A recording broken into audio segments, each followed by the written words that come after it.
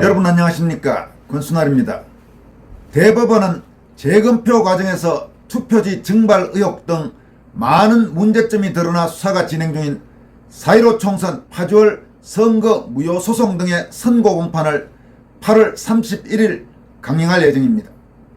김명수 현 대법원장의 퇴임 직전 이루어지는 대법원의 졸속 선고에 맞서 선고 공판 전날인 8월 30일과 선고 당일인 31일, 선고 다음 날인 9월 1일까지 사흘 연속 서울 서초동 대법원 앞에서는 국토본 등을 중심으로 애국 시민들이 항의 및 규탄 집회를 이어갈 계획입니다. 대법원의 파주월 선거 무효소송 등의 선고를 앞두고 정통 외교관 출신으로 그동안 4.15 총선 선거 부정 의혹 진상규명운동에 적극적으로 참여해온 이병화 전 노르웨이 주재 한국 대사는 8월 30일 윤석열 대통령과 주류 언론, 국민들에게 보내는 공개 호소문을 발표했습니다. 이병화 전 대사는 호소문에서 윤석열 대통령은 자유대한민국을 다시 살리기 위해 4.15 총선 전반에 대한 수사 개시를 결단하라고 촉구했습니다. 또 유력 언론들에 대해서는 최소한 사실만이라도 충실히 보도할 것을 요구했습니다. 주권자인 국민들에게는 깨어서 일어나야 한다고 호소했습니다. 그럼 이병화 전 노르웨이 주재 한국 대사의 호소문을 함께 살펴보도록 하겠습니다. 그는 먼저 8월 31일 궤변관들은 선거 무효소송 중 남은 5건에 대한 선고를 함으로써 126건 소송에 대하여 하나도 예외 없이 기각을 선고할 것으로 예상됩니다. 그동안 변호사님들과 자유시민들의 규탄과 호소에도 불구 증거 확인도 하지 않고 더구나 수사가 진행 중인 건도 선고를 내린다고 합니다 라고 밝혔습니다. 이병화 대사가 여기에서 궤변관들이라고 한 것은 대법관들을 지칭하는 말입니다. 이어서 이토록 파렴치하고 불법 무도한 자들을 주권자 국민들이 그냥 놔둘 수 있겠습니까? 이들은 대한민국의 헌법을 유린하고 부정선거를 합법화하는 국가 전복 범인이며 더구나 대한민국의 주인인 주권자 국민들에 반역하는 것이므로 대역죄인들임에 틀림없습니다 라고 강조했습니다. 그는 이어서 국회에서는 가짜 국회의원들 수십 명이 함께 앉아서 입법 테러를 계속 저지르고 있습니다. 대법관들은 추악한 은폐와 궤변으로 법치 도륙을 계속 저지르고 있습니다.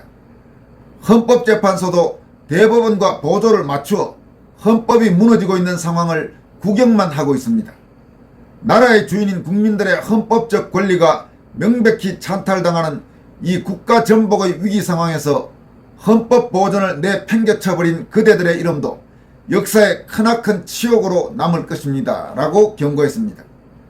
이병화 전 대사는 이러한 국가적 위기 상황에서 국가 원수인 윤석열 대통령에 호소합니다 라면서 자유대한민국을 다시 살리기 위해 결단을 내리십시오.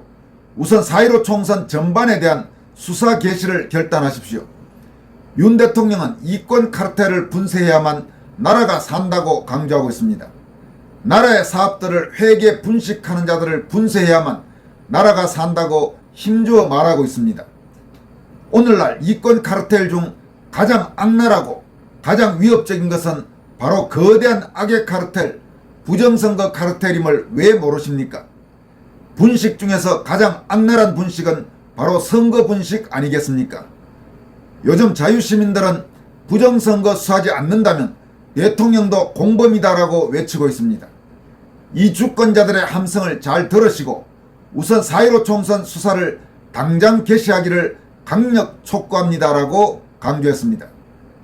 정통 외교관 출신인 이병화 전 대사는 이어서 캠프 데이비드 원칙과 정신을 통해 한미일 신협력 체제를 만드신 것을 축하하며 감사를 드립니다. 정말로 위대한 성과입니다 라고 윤석열 대통령의 외교 행보를 높이 평가한 뒤에 그러나 부정선거가 지속되어 주권자들의 뜻이 계속 왜곡된다면 캠프 데이비드 원칙과 정신도 하루아침에 물거품이 된다는 것을 꼭 명심하기 바랍니다. 국가 간의 합의라는 것이 어떻게 작동하는가에 대해서는 저도 직업외교관 35년 생활로 누구 못지않게 잘 알고 있기 때문입니다. 라고 밝혔습니다. 그는 이어서 그리고 소위 유력 언론들에 호소합니다라면서 이렇게 국가의 기둥을 뒤흔들고 있는 명백한 사실들, 즉 팩트가 다 드러나고 일부 언론에 의해 보도되고 있는데도 소위 메이저 언론들은 이를 못 본 척하고 다른 얘기만 늘어놓는 모습은 도저히 용서될 수 없습니다. 그 거대한 악의 카르텔 안에서 충실한 역할만 하고 있는 겁니까? 부정선거의 전모가 드러나면 그동안의 침묵에 대해 언론은 뭐라고 변명할 겁니까? 지금이라도 잘못을 뉘우치고 최소한 사실만이라도 충실히 보도할 것을 강력히 촉구합니다라고 밝혔습니다. 이병화 전 대사는 우리나라의 주인인 주권자 국민들께도 호소합니다라면서 주권자들의 뜻이 아니라 거대한 악의 카르텔의 뜻에 따라 국가 지도자들이 선출되는 것을 그냥 보고만 계실 겁니까? 6.25 남침을 국가적 비밀로 하면서 모든 주민을 속이고 있는 북한 체제의 극악한 범죄와 같은 것이 대한민국에서 거의 모든 주권자들이 자발적으로 침묵하는 가운데 일어나고 있습니다라면서 이제 깨어 일어나십시다. 대한민국의 주인인 주권자 국민들의 반역을 저지르고 있는 대역죄인들을 처단합시다라고 촉구했습니다. 이병화 전 대사는 마지막으로 궤변관들은 잘 듣기 바랍니다. 로마 총독 본디오 빌라도는 2000년 동안 세계 수백억, 수천억 명의 사람들로부터 특히 사도신경을 예배 때마다 읊음으로써 저주를 받아왔습니다. 그는 앞으로도 인류가 존속되는 한 계속 저주를 받을 것입니다. 라면서 선거 조작 사기 은폐를 즐기고 있는 부정선거 대역죄인들은 빌라도의 버금가게 오랫동안 처절하게 저주를 받을 것입니다. 부정선거 대역죄인들은 오늘이라도 용서를 빌기 바랍니다. 라고 호소문을 마무리했습니다. 한편 이번 파주월 선거 무효소송과 관련해서는 며칠 전 여러분들에게 보도해드린 대로 파주월 선거에 출마했던 박용호 후보가 도태우 변호사, 박주연 변호사, 윤용진 변호사를 고소 대리인으로 해서 헌법재판소에 파주월 선거 무효소송 선고 기일 지정 효력정지 가처분 신청을 제기한 바 있습니다. 이에 대해 헌법재판소는 8월 29일 각하 결정을 내렸습니다. 이와 관련해 이번에 헌법재판소에 가처분 신청을 제기한 핵심 법조인이었던 도태우 변호사가 헌재 이번 각하 통지를 비판하는 입장문을 발표했습니다. 도태우 변호사는 병든사법부 헌법재판소에 각하 통지를 받고라는 제목의 입장문을 통해서 헌법재판소는 2023년 8월 29일 파주월 제21대 국회의원 선거 무효소송 선고기일 지정의 효력을 정지해달라는 가처분 신청에 대해 각하 결정을 내렸다고 밝혔습니다. 도 변호사는 1. 투표록에 기재된 약 21장의 투표지가 재검표 검정기일에 나타나지 않고 2. 투표함을 빼돌리는 것을 목격한 법원 경위의 대화 녹취가 보도되었으며 3. 검찰의 보안수사 요구가 이루어진 상황에서 마치 김명수 대법원장 퇴임 전에 모든 것을 덮고 증거를 인멸하려는 듯 급작스럽게 선고기일을 지정한 권력행위의 효력을 임시로 정지해달라는 것이었다면서 재판에 대한 헌법 소원도 거의 받아들이지 않는데 재판이 끝나기 전 선고기일 지정의 효력 정지를 구하고 있으니 헌법재판소가 쉽게 받아들일 수 있는 신청이 아니면 익히 할 수 있다. 그럼에도 불구하고 단심이자 최종시민 대법원이 정상적인 진행이라 볼 수 없는 선고기일 지정의 폭주를 강행할 때 제도적으로 제동을 걸 수 있는 유일한 권한은 헌법재판소가 지니고 있기에 원고 측은 마지막까지 모든 노력을 다하는 심정으로 헌재의 문을 두드렸던 것이다 라고 밝혔습니다.